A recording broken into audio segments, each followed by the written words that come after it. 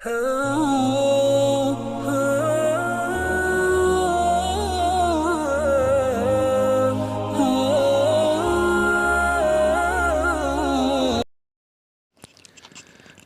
علیکم ورحمۃ اللہ وبرکاتہ۔ بسم اللہ الرحمن الرحیم۔ ایک سفر سے حضرت عبداللہ اپنے والد عبد المطلب کے ساتھ واپس آ رہے تھے تو راستے میں انہیں اس زمانے کے بہت بڑے عالم، دانا اور آسمانی کتابوں کے ماہر ورقہ بن نوفل کی بہن ام قتال رقیہ بنت نوفل نے شادی کی پیشکش کی۔ انہوں نے اپنے بھائی ورقہ بن نوفل سے سن رکھا تھا کہ جناب عبداللہ کی نسل سے اس امت کا نبی پیدا ہوگا۔ بعض مورخین نے خاتون کا نام فاطمہ بنت مرتعمیہ ذکر کیا ہے۔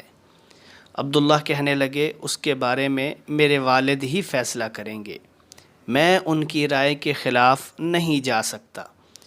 جب عبد المطلب کو پتہ چلا تو وہ عبداللہ کو وہب بن عبد مناف بن زہرہ کے پاس لے گئے اور ان کے لیے وہب کی بیٹی آمنہ کا رشتہ طلب کیا۔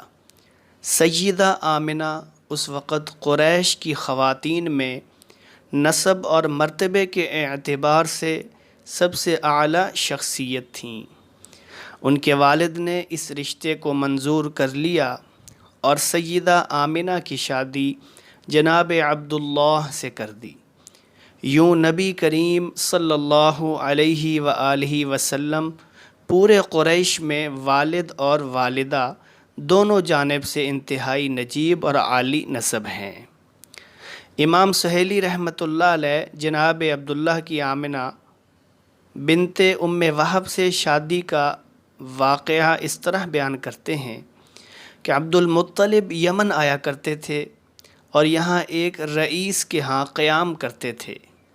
ایک دفعہ وہ یمن آئے تو جس رئیس کے پاس انہوں نے قیام کیا اس کے پاس ایک آدمی بیٹھا ہوا تھا۔ وہ قدیم آسمانی کتابوں کا مطالعہ کرتا رہتا تھا۔ وہ عبد المطلب سے کہنے لگا، مجھے اجازت دیجیے تاکہ میں آپ کی ناک کا اچھے طریقے سے معائنہ کر سکوں۔ جناب عبد المطلب نے کہا، دیکھ لو۔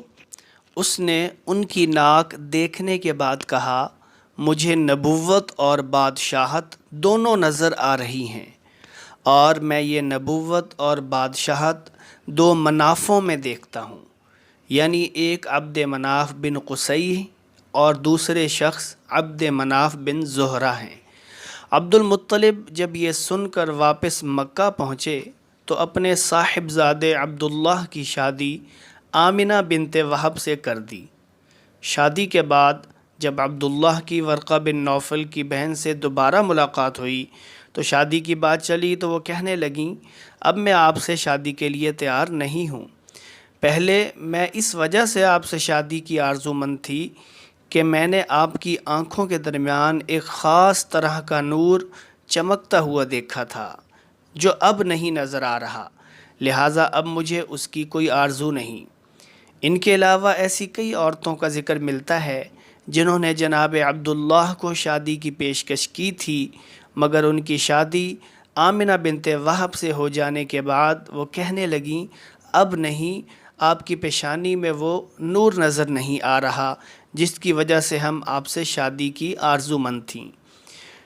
ناظرین، یہ واقعات سیرت نگاروں نے نقل کیے ہیں۔ حتمی تصدیق کے لیے کوئی یقینی، عقلی یا نقلی دلیل دستیاب ہونی چاہیے۔